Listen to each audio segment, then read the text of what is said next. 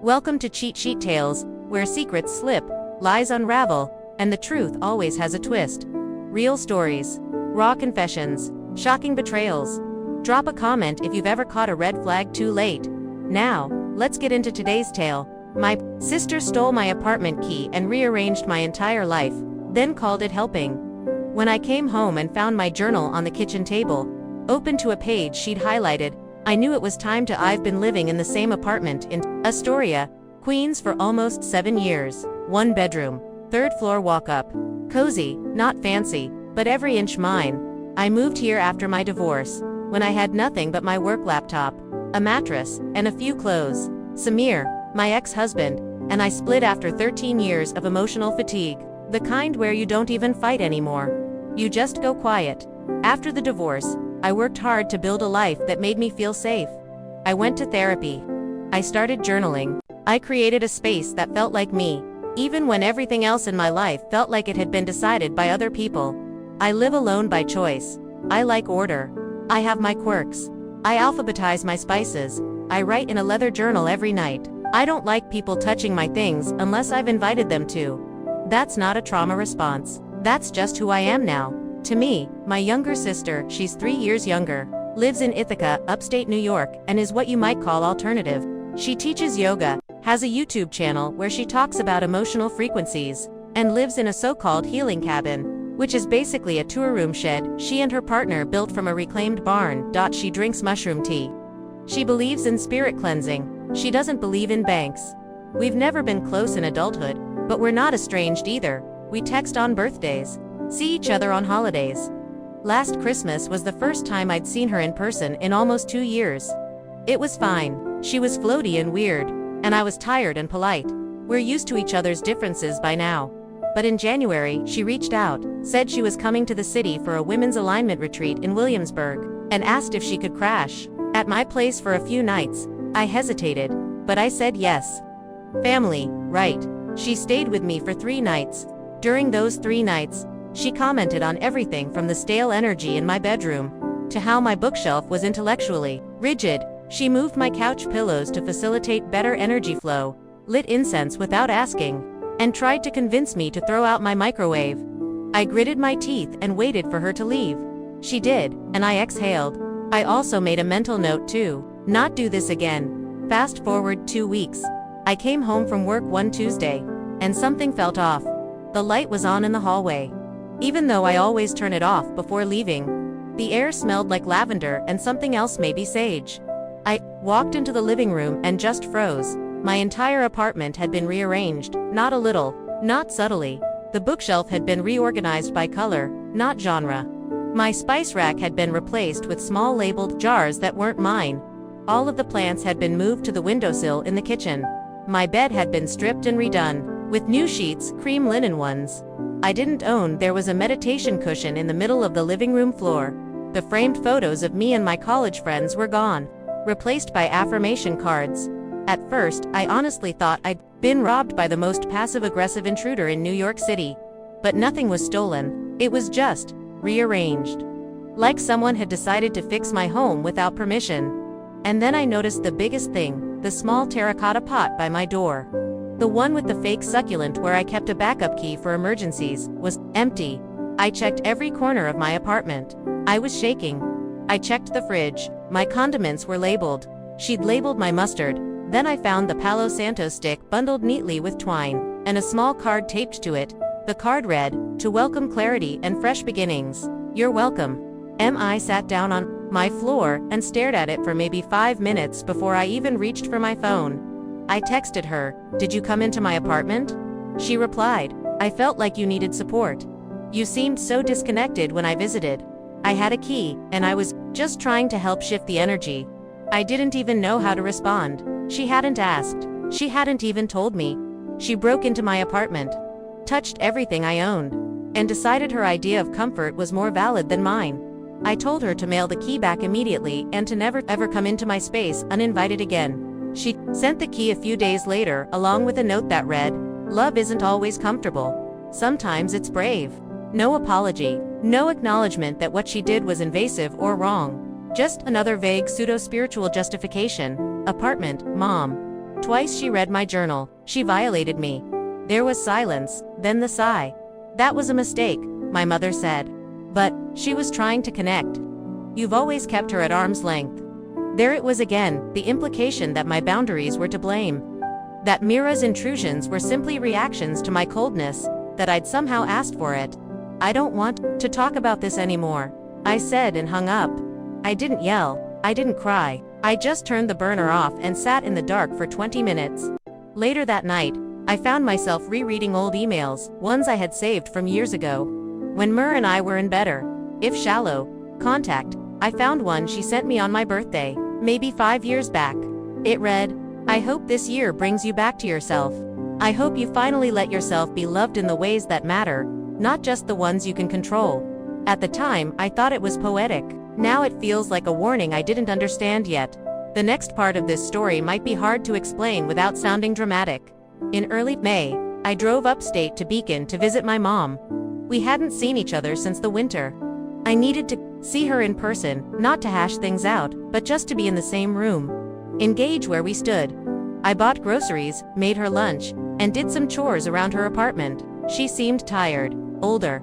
We didn't mention Mira for most of the visit, and I thought maybe we'd both silently agreed to let it rest. But right before I left, she handed me a manila envelope.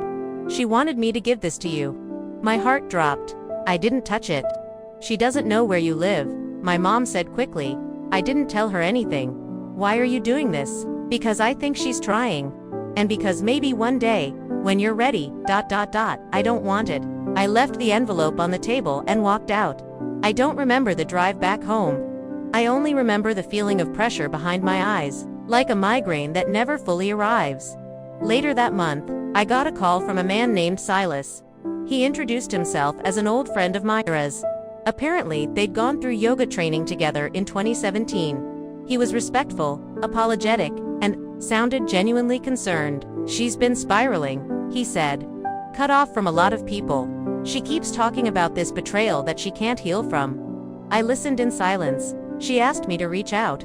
I don't agree with what she did, but I think she's starting to crash emotionally, and she doesn't have a lot of people left. Why call me? I asked, because she thinks the only way she can heal is if you witness her intention. Those were her words. I laughed, not because it was funny, but because it was so perfectly her. This idea that her healing required my participation, that I was the final mirror she needed to confront. I can't be that for her, I said. He paused. I figured, he said, but I had to try. I thanked him for his honesty. Then I hung up. That night I wrote in a new journal. The password 1. I wrote about guilt. About how Mira always positioned herself as the person who felt too much, while I was the one who felt too little. But I've always felt everything. I just don't perform it. I don't make my wounds the responsibility of other people's responsibility.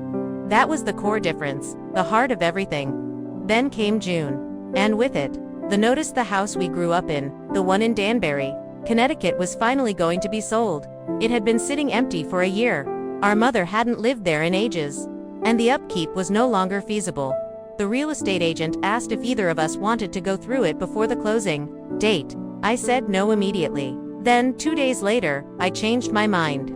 I don't even know why. Closure, maybe. Curiosity. Asterisk, or a masochistic need to walk through the old rooms one last time. I drove up alone. I didn't tell my mom. I didn't tell anyone. The house looked the same. Slightly overgrown, but still standing proud on its hill. White shutters, peeling paint. The front door stuck the same way it always did in summer. Inside, it smelled like wood and dust. I walked through each room, touching the walls as if they were some kind of memory map.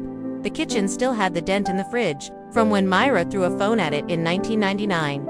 The bedroom we once shared had the faded sunflower wallpaper I used to stare at for hours. Asterisk, I went into the attic and found an old box labeled J&M letters. Inside were folded notes we used to pass in school. Some were sweet, some were cruel. One was a letter Mira wrote me after our dad left, saying, "Don't go cold like Mom. Please don't." I stayed there until sunset. I didn't know Myra had been there too. Just a week earlier, until the realtor mentioned it in a follow-up email. "Your sister left a small envelope for you in the desk drawer," she wrote. She said it was personal. I hadn't seen it, I didn't look for it, and I wasn't going back. But the idea of that envelope sat in my brain like a splinter.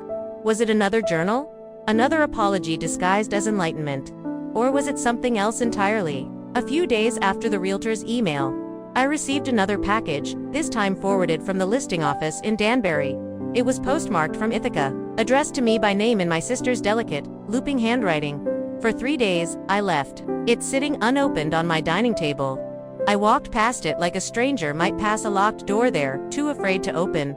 Part of me didn't want to know, but another part, the part that always seeks closure, wanted to be done with this chapter in full. So I opened it. Inside was a manila folder labeled Reflections and Repair.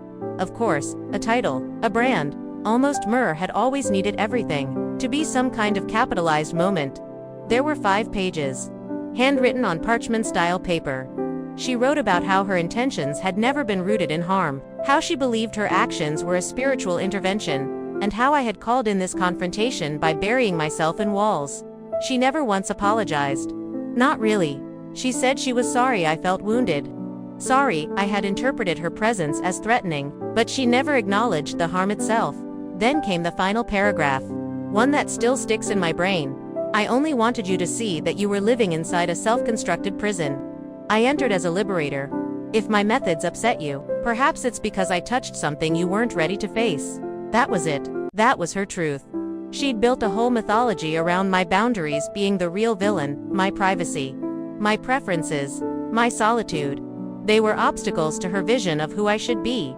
It wasn't a peace offering. It was a eulogy for her version of our relationship, one where I played the sick sister, and she got to be the healer, the savior, and for the first time, I didn't feel guilty anymore. I felt done. Now here's where the story shifts. Not into some dramatic confrontation or public shaming. That's not who I am. But I wanted to make something clear. To her, and maybe more importantly, to myself, so I planned something quietly, methodically like I always do. Over the next 3 weeks, I compiled everything, every text, every photo, every piece of handwriting. I took careful screenshots. I redacted nothing. Then I wrote my own version of events. Plain, chronological, detailed. I published it as a long-form essay titled, When Boundaries Become Battlegrounds, a case study in emotional trespassing. I didn't name her, but anyone who knew us would know. I submitted it to several online magazines that published personal narratives around family estrangement, emotional abuse, and boundary setting. One of them picked it up, a popular one. The piece went semi-viral. Thousands of shares. Hundreds of comments. People wrote things like, "This feels like my sister. I wish I had the courage to name the harm when it wears a healer's mask. You're not alone. Thank you for this." And here's the thing about writing your truth. It becomes a mirror. Not for you. For the people who tried to distort your reflection for their own comfort. 3 days after the piece went live, Myra emailed me. "So now you've turned your pain into performance." I see. I didn't respond. A week later she tried again.